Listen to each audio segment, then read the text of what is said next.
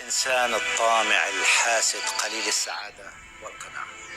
فكر فيما عندك ولا تفكر فيما ليس عندك، فما عندك من كرم الله وما ليس عندك من حكمة الله. وتذكر أن الحسد هو أغبى الرذائل، لأنه لا يعود على صاحبه بأي نفع أو فائدة، وأنت أساسا لا تعرف ما الذي دفعه من تحسده من حياته وماله وأعصابه حتى وصل لما وصل إليه. نعم، اطمح للأفضل، اسعى وراءه، قاتل من أجل أحلامك، ولكن تذكر أن ليس كل ما يتمناه المرء يدركه، لأن الرياح أحيانا تجري بما لا تشتهي السفن. هي ليست دعوة للتقوقع والانكفاء، بل دعوة للقناعة والاكتفاء ولترك الآخرين وشأنهم. حبايبي، صباح الخير على عيونكم الحلوة، صباح النور، صباح كل شي حلو. أحلى ورد عم بهديكم ياه ومع فنجان القهوة. اشتقت لكم كتير، اشتقت لكم من كل قلبي، اشتقت لكم وتذكروا اني بشتاق لكم وبحبكم كتير من كل قلبي. وطولت الغيبة أنا بعرف. يا رب يا رب هيك الله يهدي بالنا وبالكم، آمين يا رب. فنجان قهوة معكم، تعودت أشرب فنجان قهوة معكم.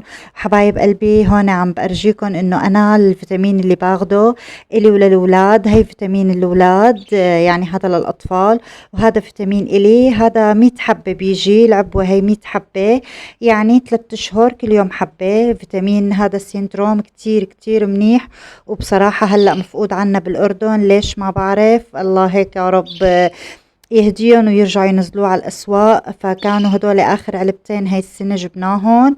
أنا جبت للولاد بيطلعوا 30 حبة 60 حبة، جبت لهم علبتين، وجبت علبة إلي 100 حبة، يعني هدول بنشربهم خلال 2-3 إن شاء الله يا رب فيهم الفائدة، آمين يا رب. هذا السينتروم أنا بحبه لأنه ما بيتعب لي معدتي. جربت فيتامينات كتير والله تعبت لي معدتي وما حسنت عليها، بس سألتوني عنه صورت لكم اياه. فيتامين السيتروم اللي انا باخده كتير منيح ومكمل غذائي جيد جدا.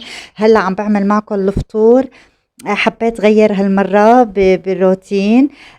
يعني فطور بسيط. يعني هي فطور نحن بنحبه من فضله كتير كتير، لأنه خفيف يعني هيك ولذيذ. هون عم بعمل بيض، أنا مصورته معكم قبل هالمرة على القناة. هون بجيب بيض، يعني كالعادة بنفقص بيضتين 3-4 اللي هو حطيت عليهم رشة ملح، طبعا ما بحط أنا فلفل مشان الأولاد. وجبت شوية زيت وحطيت خبز توست عادي بغطسه بالبيض وبقليه على الوشين، بيطلع عندي مأمر ولذيذ والله. يعني طيب كتير. أنا من وقت ما تعلمته، يعني من شي 4-5 سنين أنا بعمله بهالطريقة، كتير بيعجبنا، وتغيير نوع من التغيير كتير كتير طعمته طيبة هيك. يعني وبيفتح النفس والله. وحطينا شوية زيتون أسود وزعتر وزيت، نحن بلاد الشام لازم يكون الزعتر على سفرتنا مع زيت الزيتون، قديش هو مفيد الحمد لله. وهون حطيت جبنة فيتا وغليت كاسة شاي. يا رب يا رب تحفظ النعمة يا رب، اللهم يعني ديما نعمة علينا واحفظها من الزوال، آمين يا رب. حبايب قلبي، أنا بصور يومياتي، يعني كيف ببلش نهاري بصوره معكم.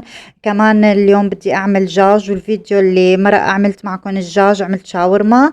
هلأ بدي أعمل كبسة، كنت فعملت صدور دجاج كالعادة، غسلتهم بالليمون ونشفتهم بورق مطبخ. وهذا الصدور الدجاج ما بدها كتير يعني نقع وغسيل، بس بحط عليها ليمون وملح لما بغسلها وشطفة صغيرة، بنشفهم بورق المطبخ. وهي بهاراتي. طبعا يعني كل واحد شو بيحب يحط بهارات. عصرت ليمونة، حطيت بابريكا حدة، بابريكا حلوة، توم بودرة، توم فريش. هون بحط ورق غار، لازم يعني بيعطي طعمة طيبة وبيعقم الدجاج.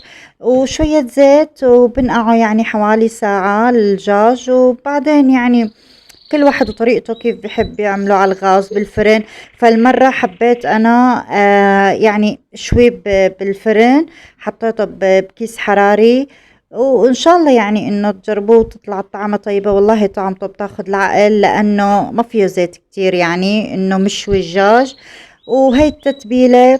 وكل مرة يعني بنوع، أنا والله يعني كل مرة بساوي بتتبيلة شكل مشان إنه نغير الطعمة.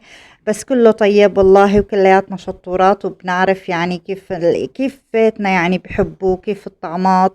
والله هو شوفوا، يعني دائما الأولاد بحبوا الدجاج، بفضلوا الدجاج أكتر من اللحمة. نحن الكبار بنحب اللحمة وبعمل لحمة والله، بس الدجاج الأكتر يعني بعمله بالبيت مشان الأولاد. سبحان الله، يعني مع المتومة مع المايونيز كتير بيطلع الدجاج طيب. هون بدي أعمل كبسة اليوم. حبايب قلبي، بحب الشكر كل متابعيني، بحبكن كتير. شكرا لمتابعيني اللي عندي، لإخواتي، انتم مو بس متابعين، إخواتي وحبايبي والله هيك يا ربي يديمكن نعمة بحياتي. وشكرا للمشتركين الجداد، زادوا مشتركيني الحمد لله، والله العظيم مبسوطة فيهم كتير. الله يديمكن نعمة بحياتي ويخليكن إلي ويخلي لي إلكن يا رب. يعني إن شاء الله إن شاء الله يا رب هيك نضل مستمرين، ويعني إن شاء الله يا رب يعني أقدر أنا يعني أصور وكمل بهالقناة. والله العظيم ما بعرف. هلا هون بس عم لكم انه بدي طبق الكبسه. هي الصوص تبع الكبسه انا عاملته كتير على القناه، بس هي عم بطبق يعني المراحل الاخيره قدامكم. وهي الرز، هذا رز الكبسه طبعا البسمتي كتير طيب. هون يعني انا بحط جزر، بحط بهارات اللي حطيتها على الدجاج بحطها للصوص، نفس البهارات وورق الغار. طبعا بدنا قرنفل، بدنا لومي بنحط. حطيت جزر مبروش اكيد كنت مفرسته. حبايب قلبي انا ما عم نزل على القناة، يعني اللي حابب يقول ليش بتتأخر، ليش بتطول، وطبعا هذا مو منيح للقناة انا بعرف، بس قناتي عليها مشكلة انا لاني طولت بتفعيلها.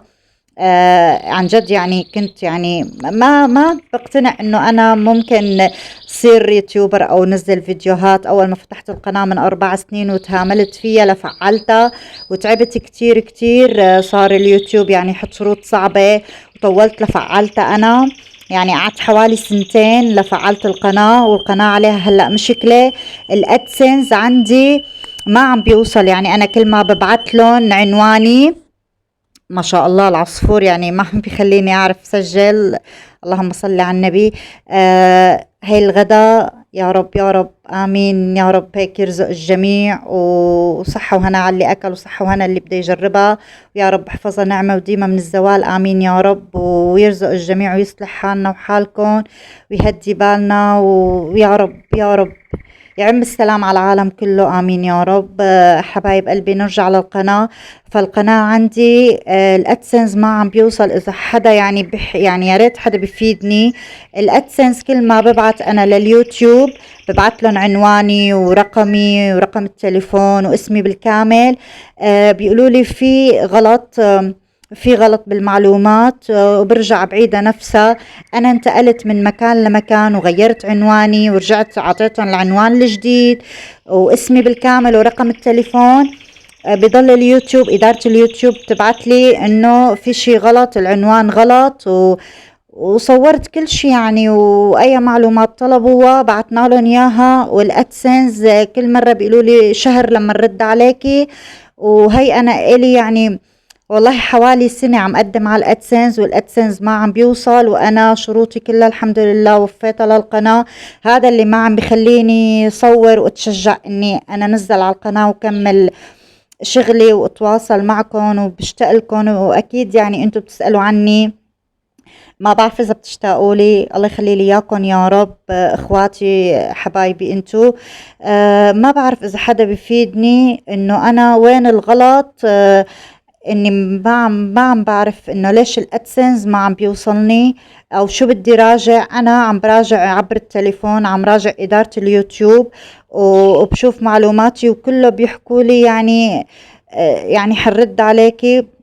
والرد ما بيكون يعني اللي انا متوقعته، انه كيف استلم الادسنس انا. ولهلا انا صار لي 4 سنين على اليوتيوب وعلى القناة بشتغل، والله العظيم انا لا لي محققة ارباح ولا. الحمد لله يعني انا بس هيك بصور لاني انا بحب التصوير وبحب التقى فيكم، وخلص تعودت على اليوتيوب وبحسه يعني هيك انه بفرغ طاقتي فيه وبحكي معكم وبتواصل معكم لاني بشتاق لكم كتير. بس ما بعرف شو السبب أنا يلي ما عم بخلي الأدسنس يوصلني أو قناتي يعني خوارزميتها تعبانة جدا. الله يصلح حالنا وحالكم، يا ريت إذا حدا بيعرف شي يفيدني. شو ممكن أنا أعمل لحتى يعني يوصلني الأدسنس وأعرف حقق أرباح على القناة. إن شاء الله يا رب إذا إلي خير فيها الله يقدمه يا رب. أه ويرزقنا جميعا آمين يا رب. هلأ أنا كمل معكم الفيديو هون عم بعمل دانيت أو بودنج. كمان عملت بودنج للكيك.